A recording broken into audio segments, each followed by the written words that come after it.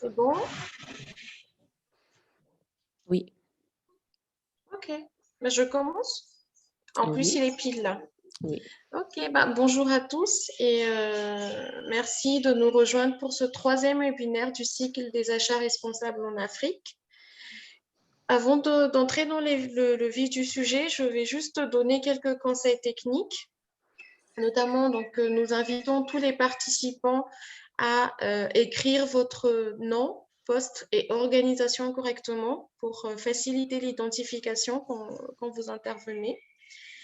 Nous vous invitons aussi à garder micro et caméra désactivés pour une meilleure qualité de son. Et puis finalement, si vous avez des questions ou des commentaires, nous vous invitons à les partager dans la partie box chat ou l'option converser en bas. Alors, sans plus tarder, nous allons entrer dans le vif du sujet. Aujourd'hui, nous nous retrouvons pour le troisième webinaire portant sur mettre en œuvre une démarche achat responsable. Et je donne directement la parole à notre modérateur, Karl. Alors, bonjour, merci de m'avoir invité en tant que modérateur. Donc, bonjour à toutes, bonjour à tous, bienvenue à ce cycle de ces 6 webinaires sur les achats responsables en Afrique. Donc c'est le troisième et le thème c'est mettre en œuvre une politique d'achat responsable. Alors je vais vous présenter nos deux intervenants. Bonjour Joël Brouillet. Donc Joël, tu es présidente de l'association RSE et PED. Tu as travaillé chez Citeo, Unilever et dernièrement chez Danone. Et toujours dans le domaine de la RSE, du développement durable et des achats responsables. Tu es consultante en développement durable et achat responsable et tu vas nous présenter la démarche achat responsable au travers de ton intervention. Notre deuxième intervenant, c'est Jean-François. Donc, bonjour Jean-François. Tu es directeur qualité chez Chancerelle, une entreprise familiale bretonne qui produit des conserves de poissons. On connaît cette entreprise, la marque Connétable, pour la France, ainsi que voilà, vous produisez pour des marques de distributeurs. Chancerelle, c'est 145 millions d'euros, c'est 150 millions de boîtes de conserve, et c'est 3 usines, 2 en France, donc à Douarnenez, une au Maroc et 2000 collaborateurs. Alors, Jean-François, depuis 20 ans, tu travailles dans le secteur de la pêche, donc le sourcing de poissons, et tu connais très bien les enjeux du secteur, les ressources, les techniques de pêche, les certificats, la pêche responsable. Donc, c'est ce que tu vas nous expliquer au travers de ton intervention. Alors, un peu de contexte après la présentation de nos deux intervenants. Les achats représentent à peu près 50% de notre chiffre d'affaires dans nos domaines industriels. Ça veut dire que c'est un levier important. Et aujourd'hui, dans les achats, on a des risques qui émergent de partout. Bon, la Covid, bien sûr. Il y a un mois, un gros porte-conteneur a bloqué le canal de Suez, provoquant un goulet d'étranglement d'une semaine. Du coup, les départements achats détiennent des leviers importants et stratégiques pour modifier les supply chains qui sont devenus mondialisés et modifier dans le sens d'un développement plus durable au travers de politiques d'achat responsables. Donc, c'est ce que nous allons vous présenter aujourd'hui. Donc, les achats responsables, et ce sont des achats responsables qui peuvent être de conformité pour respecter une loi, mais ce sont des achats responsables qui peuvent même structurer une stratégie d'entreprise, et on le verra dans le cas de l'entreprise Chancerelle. Eh bien, écoutez, c'est à vous, Joël. Alors, merci Karl pour l'introduction. Bonjour à tous et merci Karine. Alors, je vais commencer donc sans plus tarder et donc on peut passer à la slide suivante, s'il vous plaît. Donc, je vais essayer de vous présenter une méthodologie pour mettre en place une démarche achat responsable. L'objectif, c'est d'essayer de montrer comment il est important de structurer une telle démarche pour peut-être ne pas s'éparpiller et être sûr d'atteindre ses objectifs. Donc, slide suivante. Et donc, ça sera en 3 parties. Donc, il y aura une partie sur comment segmenter mes fournisseurs pour les prioriser, une partie sur les mesures de diligence à mettre en place et une troisième partie sur comment intégrer la démarche achat responsable à la stratégie achat en général. Alors, si en préambule, je voudrais insister sur le point suivant, c'est qu'il faut de la méthodologie. Alors, je dirais comme sur tous les sujets en RSE, c'est important d'avoir de la méthodologie et de s'appuyer sur des normes et lois d'un côté et sur des outils de l'autre côté. Ça permet donc de structurer la démarche et être sûr de bien faire les bonnes choses dans le bon ordre. Sur les normes et lois, donc bien sûr, il y a des principes directeurs de l'ONU, il y a un projet de un projet de directive européenne qui n'est pas encore voté, c'est un projet, mais que je vous invite à aller voir parce que je trouve qu'il est très complet et, euh, et qu'il y a en fait beaucoup de bonnes choses dedans. Et enfin, il y a la loi française sur le devoir de vigilance, il y en a d'autres, mais la loi française est assez complète. Et donc, la loi française mentionne ce qui est obligatoire dans une démarche de vigilance, c'est ce qui est listé en bas du slide. En termes d'outils, alors je vous recommande l'outil norme ISO 20400 sur les achats responsables. C'est payant, c'est un prix assez limité. Donc, je pense que si vous vous mettez à une démarche achat responsable, je vous recommande de l'acheter. Ou sinon, il y a un autre outil qui est un outil d'auto-évaluation de sa démarche achat responsable par l'association d'entreprises IM Progress. Mais donc, c'est un outil qui n'est accessible qu'aux membres. Donc là, c'est un coût plus élevé. Slide suivant. Alors, tout d'abord, on va voir comment segmenter. Donc, slide suivant, merci. Alors, pour segmenter sa démarche, je recommande tout d'abord de définir des objectifs et de savoir où on veut aller. Parce que, en fonction de ce que vous attendez de votre démarche achat responsable, vous ne ferez pas les mêmes choses. Et vous ne ciblerez pas forcément les mêmes fournisseurs. Si vous regardez le bas du slide, donc le gros focus des achats responsables pour beaucoup d'entreprises et qui sera aussi notre focus aujourd'hui parce qu'on a d'autres webinaires qui parleront de ce qui est partenariat. Donc, c'est tout ce qui est, tous les enjeux de conformité sociale, environnementale et éthique de vos fournisseurs. Bon, je m'adresse comme si vous étiez une entreprise donneuse d'ordre, mais si vous accompagnez des entreprises donneuses d'ordre, c'est aussi valable. Bonjour. Si vous êtes fournisseur, donc imaginez-vous que c'est ce que votre donneur d'ordre, votre entreprise donneuse d'ordre, la manière dont elle peut raisonner. Donc, le focus aujourd'hui, c'est la conformité sociale et environnementale. Si vous avez une démarche de conformité de vos fournisseurs, ça vous permettra de mieux gérer et de prévenir un certain nombre de problèmes de réputation qui peuvent être liés à par exemple, des violations des droits au travail chez vos fournisseurs ou des pollutions de vos fournisseurs. Donc, ça permet de prévenir des problèmes de réputation. Ce n'est pas 100% garanti, hein, mais c'est déjà efficace.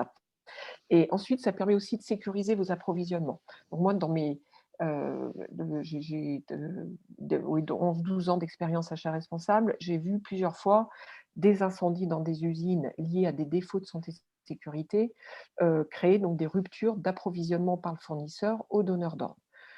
Donc, quand ça arrive, c'est un problème pour le fournisseur et pour le donneur d'ordre. Donc, la conformité, c'est important. Et on pourrait citer des exemples environnementaux et sociaux aussi, hein, qui engendrent des ruptures des approvisionnements. Et ensuite, en haut, j'ai mis de manière aspirationnelle donc les partenariats fournisseurs-donneurs d'ordre. Une fois que vous avez atteint la conformité, il faut que ça soit déjà atteint, vous pourrez aller vers construire des partenariats avec vos fournisseurs. Et là, vous pouvez chercher à créer de la valeur pour les consommateurs et les clients en disant, voilà, nos produits sont fabriqués dans de bonnes conditions pour les travailleurs. Vous pouvez aussi mettre en place des partenariats autour de l'économie circulaire. Voilà, mais c'est vraiment construire des partenariats avec vos fournisseurs. Page suivante. Merci. Une fois que vous avez des objectifs en tête sur où vous voulez aller avec votre démarche achat responsable, page suivante, donc il va falloir chercher à segmenter vos fournisseurs. Alors, donc stop, merci. Pour segmenter vos fournisseurs, vous allez d'abord chercher à évaluer leurs risques a priori, c'est-à-dire avant de les avoir évalués individuellement, vous allez essayer de vous faire une idée. Et pour ça, souvent, on s'appuie sur une notion de risque pays, c'est-à-dire il est considéré plus risqué d'un point de vue, par exemple, le droit du travail, de s'approvisionner en Chine ou peut-être en Égypte que, par exemple, en Suède ou en Allemagne. Même si, je tiens à le préciser, il y a aussi des soucis sur le droit du travail en Allemagne, en France, avec entre autres, par exemple, des enjeux de violation des droits du travail des travailleurs migrants dans l'agriculture, hein, voilà. Donc personne, aucun pays n'est exempté, mais il y a des pays considérés plus dangereux que d'autres. Donc vous évaluez le risque pays du fournisseur, vous évaluez le risque de sa catégorie. Donc les catégories, on les segmente dans beaucoup d'entreprises dans des catégories directes, donc tout ce qui est utilisé pour mettre dans le produit ou pour l'emballer, et des catégories dites indirectes, donc avec par exemple ce qui est le transport, le travail temporaire et des services. Transport et travail temporaire de personnes peu qualifiées, ça va être considéré à risque. Et après, il y a d'autres catégories autour des services qui vont être considérées comme moins à risque. Voilà, mais tout ça, ça vous permet d'évaluer pour un fournisseur de pouvoir mettre un score sur quel est son risque anticipé, dérivé du risque pays, du risque de la catégorie. Suivant. Ensuite, vous allez regarder le fournisseur et là, vous allez essayer de compléter l'image risque avec des données fournisseurs. Donc les principales données utilisées, mais il peut y en avoir d'autres, hein, mais souvent on utilise la taille. On considère qu'une PME va avoir a priori un potentiel de risque plus élevé qu'une grande entreprise. Alors, pourquoi une grande entreprise est considérée a priori moins risquée? C'est parce qu'elle va être soumise à plus de lois sociales et environnementales, parce que souvent les lois ont des seuils, chiffre d'affaires, nombre d'employés. Elle va être soumise en fait au regard de ses investisseurs, de ses actionnaires, qui vont avoir des exigences RSE, et elle aura également plus de ressources pour mettre en place une démarche RSE. Mais comme je l'ai déjà dit, tout est relatif. J'ai aussi vu des grandes entreprises où il y avait des enjeux RSE, enfin non résolus. Voilà, et donc pas de, on ne peut pas se dire a priori, se dire voilà, ce fournisseur, on l'écarte parce qu'il a pas de risque. Ensuite, on regardera aussi est-ce que le fournisseur a une démarche RSE en place? Tout ça, ça nous permettra d'affecter une note a priori au fournisseur, et ce qui permettra de décider est-ce qu'il faut l'évaluer plus fortement ou pas. Donc, slide suivant. Ensuite, à côté de ces risques RSE, il est important de prendre en compte la relation du fournisseur, la relation entre le donneur d'ordre et le fournisseur. Alors, pourquoi? C'est que les fournisseurs les plus importants, ça sera important enfin, par exemple, les fournisseurs avec des gros volumes achetés ou avec des achats stratégiques pour l'entreprise, ou par exemple des fournisseurs où il existe peu ou pas d'alternatives et donc vous êtes obligé de travailler avec ce fournisseur, ou également des fournisseurs avec lesquels vous travaillez à long terme. Donc les fournisseurs importants, alors, comme vous pouvez vous en douter, c'est souvent plus important c'est important de travailler sur les achats responsables avec eux. Après, il y a un autre critère qui est aussi l'influence que vous avez sur le fournisseur. Donc, par exemple, si c'est un fournisseur où vous pesez 25% ou plus du chiffre d'affaires, forcément, vous avez de l'influence sur ce fournisseur et ça sera plus facile de lui demander de faire des efforts sur sa RSE. Après aussi, si c'est un fournisseur direct, où vous aurez une relation directe, vous aurez aussi plus d'influence que s'il y a un ou plusieurs intermédiaires entre vous et le fournisseur. Et donc, bon, si vous avez de l'influence avec le fournisseur, ça sera plus facile. Si vous avez peu d'influence, il faudra peut-être agir autrement, trouver des alternatives, pour, travailler avec ce fournisseur, mais votre influence sera moins grande. Page suivante. Merci. Donc une fois que vous avez évalué vos fournisseurs, vous allez les segmenter et les prioriser, pour les prioriser. Alors là, j'ai mis une méthode de segmentation très simple, mais il peut y en avoir beaucoup d'autres, hein. Enfin, ce n'est pas du tout ce qu'il faut faire, c'est vraiment à chaque entreprise donneuse d'ordre de déterminer. Par exemple, là, j'ai considéré que donc c'est l'entreprise donneuse d'ordre qui considère qu'il est important de travailler avec ses fournisseurs importants et qui ont en plus des risques RSE forts. Donc, dans ces cas-là, c'est impératif de travailler avec ses fournisseurs. Mais l'entreprise pourra aussi dire, des risques RSE faibles, mais un fournisseur important, je travaille avec lui aussi, peut-être de manière moins poussée, mais je travaille aussi avec lui. et des fournisseurs peu importants, mais des risques RSE forts. Donc, c'est aussi important de travailler dans ce cas-là parce qu'un problème réputationnel pourrait aussi venir de ce type de fournisseur. Voilà, page suivante. Et puis, voilà, une autre fois, on va aller direct au slide suivant. Alors là, je vous ai mis des exemples de priorisation. On ne va pas les voir en détail, mais juste ce que je veux souligner, c'est que vous pouvez dimensionner votre approche achat responsable à votre taille, à vos ambitions, à vos enjeux. Hein. Il n'y a pas une démarche universelle. Vraiment, c'est vous qui choisissez. Donc, j'ai donné un exemple de grande entreprise qui va auditer tous ses fournisseurs, ou demande à tous ses fournisseurs de catégorie directe un audit. Une PME, par contre, elle travaillera plutôt avec des audits avec 6 fournisseurs clés, par exemple. Voilà. Et à droite, j'ai mis 2 exemples où là, on est au-delà de la conformité. C'est des exemples où on va vers des partenariats. Et là encore, j'ai mis un exemple sur une multinationale, Unilever, et un exemple sur une PME bretonne, Vive la Bretagne, donc ENAF, pour montrer que, quelle que soit la taille, il y a des choses que vous pouvez faire. Slide suivant. Merci. Alors, maintenant, donc, quelles mesures de diligence ou de vigilance mettre en place? Donc, on peut passer la slide suivante. Merci. Donc, tout d'abord, il est recommandé, voire nécessaire, de formaliser vos exigences RSE fournisseurs à l'aide d'un code de conduite pour vos fournisseurs. Donc, ça sera un document qui décrit les critères sociaux, environnementaux et éthiques que vous attendez de vos fournisseurs. Voilà, qu'est-ce que vous attendez qu'ils aient en place? Sur les critères sociaux, j'ai mis une liste des droits sociaux qui est une liste qu'on retrouve dans énormément de codes fournisseurs. Hein. Donc, ça, c'est vraiment une liste qu'on retrouve vraiment très largement.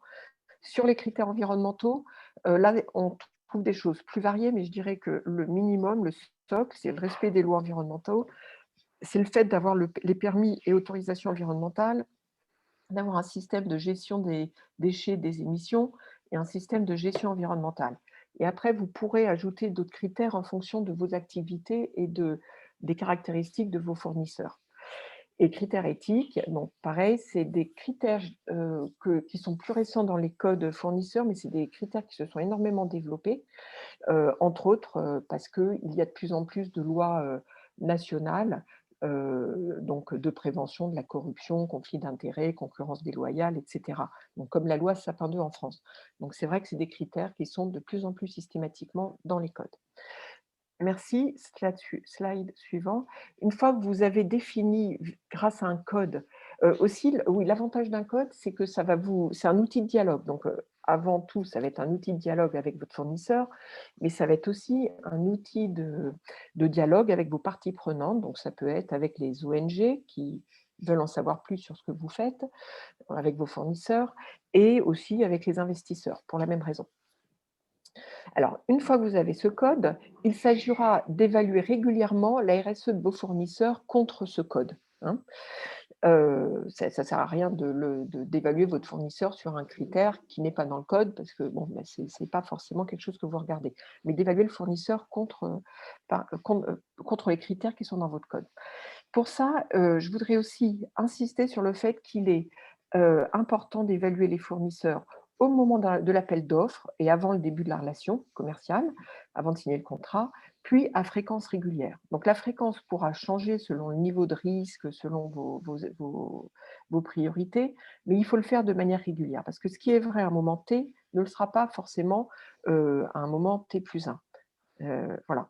Au moment de l'appel d'offres, c'est important aussi parce que c'est plus facile parce que d'abord, ça vous permettra d'éliminer des fournisseurs qui ne seraient pas en conformité avec vos attentes, vos exigences, mais aussi c'est plus facile d'avoir des exigences avant de signer le contrat qu'après. Donc, très important. Alors après, qu'est-ce que vous allez leur demander pour évaluer, qu'est-ce que vous pouvez utiliser pour évaluer la RSE? Alors, tout d'abord, vous pouvez demander à vos fournisseurs ces documents RSE, les rapports RSE, des certifications, les procédures en place, le fait d'être membre d'initiative. Hein, donc, vous pouvez lister ce que vous pouvez demander. Ensuite, vous pouvez aussi utiliser les questionnaires d'auto-évaluation. Donc ça, Nausicaa les a présentés la semaine dernière, mais c'est des questionnaires comme CEDEX et Covadis, qui sont des questionnaires mutualisés proposés par ces entreprises, mais vous pouvez aussi construire votre propre questionnaire pour vos fournisseurs. Vous avez aussi des audits sur site et vous pouvez aussi utiliser des certifications. Donc les certifications, généralement, il y a un audit sur site derrière. Donc audit et certification, c'est des méthodes robustes, peut-être plus robustes que les questionnaires d'auto-évaluation. Et puis ça vient vérifier les documents fournisseurs dans une certaine mesure. Donc vous pouvez utiliser un mix en fait de ces outils à votre disposition pour évaluer vos fournisseurs. Donc, par exemple, les fournisseurs risqués, vous ferez audit, certification. Des fournisseurs peut-être un peu moins risqués, vous pourrez faire des questionnaires d'auto-évaluation. Vous avez d'autres manières de mixer, d'utiliser de manière complémentaire ces différents outils. Page suivante, merci. Alors, une fois que vous avez évalué vos fournisseurs, ça ne suffit pas parce que dans un certain nombre de cas, vous trouverez des non-conformités. Alors, ces non-conformités, il est important de les résoudre. Et les résoudre, en fait, il est souvent insuffisant de dire à un fournisseur, voilà, je veux que le problème d'heures supplémentaires que tu as dans ton entreprise, dans 1 mois, ça soit résolu. Ou je veux que le problème de santé-sécurité, de sortie de secours, par exemple, non conforme, qui s'ouvre vers l'intérieur au lieu de s'ouvrir vers l'extérieur, ça soit résolu la semaine prochaine. On ne change pas une porte de sécurité incendie, enfin une porte de secours comme ça. Donc, il faut, pour cela, il faut avoir, il faut amener, hein, je pense, hein, tout le monde ne le fait pas, mais je pense que c'est important de le faire, même avec un nombre limité de fournisseurs. Il faut amener un accompagnement au fournisseur pour lui permettre de résoudre ces non-conformités. Donc cet accompagnement, ça peut être définir des plans de progrès avec le fournisseur et l'engager sur ce plan de progrès. Ça peut être former les fournisseurs, ça c'est extrêmement important et apprécié en général. Accompagner le fournisseur dans sa démarche RSE, parce qu'il ne va peut-être pas savoir bien comment faire, comment procéder, qu'est-ce qui est vraiment obligatoire, voilà. Proposer des projets aux fournisseurs, inciter le fournisseur à participer à des initiatives collectives. Ces initiatives collectives, pareil, je pense que Jean-François montrera après, hein. Et puis aussi, c'est quand même rappeler que vous avez une exigence de résolution des non-conformités. Donc cette exigence, elle peut aussi, comme le code, être mentionnée dans le contrat du fournisseur. Voilà. Alors, si jamais le fournisseur, après que vous lui ayez demandé plusieurs fois, n'a pas fermé sa non-conformité, eh bien dans ce cas-là, il faudra avoir un processus un peu plus qui va plus loin en fait pour arriver à une remédiation. Donc, tout d'abord, il est important de rappeler que, je pense, hein, après vous pouvez avoir un avis contraire, mais je pense que c'est important de toujours, encourager le dialogue avec le fournisseur. Le fournisseur, il peut avoir des vraies difficultés pour, le mettre en place, hein, ce que vous lui demandez. Donc il faut avoir un dialogue, il faut comprendre les blocages, il faut se mettre d'accord avec lui sur un plan de progrès. Moi, j'ai déjà vu dans des usines, par exemple, sur les heures de travail, excessives, des process de plus d'1 an, hein, pour résoudre le process. Mais le fournisseur avait la confiance du donneur d'ordre parce qu'il faisait des choses. Ensuite, il faut une procédure interne en cas de non-résolution récurrente des non-conformités. C'est-à-dire un fournisseur qui a refusé plusieurs fois de résoudre une non-conformité et puis vous vous dites: «Eh bien, il n'avancera pas». Dans ce cas-là, eh bien, il faut une procédure d'escalation en interne, hein, chez le donneur d'ordre pour dire, qui peut aller jusqu'à la rupture de la relation avec le fournisseur. Voilà. Et enfin, il faut un mécanisme de plainte et une procédure de résolution des plaintes qui est accessible aux fournisseurs, à des consommateurs, à des ONG, à des ouvriers de vos fournisseurs, voilà, qui est accessible largement, donc qui est public. Voilà, on peut passer au slide suivant. Merci, donc encore un slide. Et là, ce que je voulais présenter en dernier, c'est que il est également indispensable de bien intégrer les achats responsables à la stratégie achat plus globale. Je pense que Karl pourra nous donner aussi plus d'éléments là-dessus, et puis sans doute Jean-François également. Donc pourquoi? C'est que si vous ne le faites pas, la démarche ne sera pas pérenne parce qu'elle ne sera pas en symbiose avec le travail des acheteurs. Et pour les acheteurs, ce sera comme une couche supplémentaire qui n'est pas organisée pour être intégrée à lui, son travail avec ses fournisseurs. Donc tout d'abord, il y a quelque chose de préalable, c'est qu'il faut obtenir l'engagement du COMEX sur les achats responsables pour que ça ait de la portée. Bon, ça, on le verra dans le webinaire 6 sur la politique. Excusez-moi. Bon. Ensuite, il faut engager et former les acheteurs. Alors ça, c'est très important parce qu'il faut que les acheteurs comprennent l'importance de ces achats responsables. Karl a rappelé que c'était 50% du chiffre d'affaires de l'entreprise, les achats.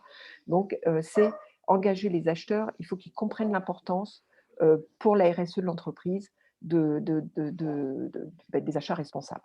Ensuite, il faut les former pour qu'ils puissent avoir une culture sur les achats responsables pour bien faire ce qu'on leur demande avec leurs fournisseurs.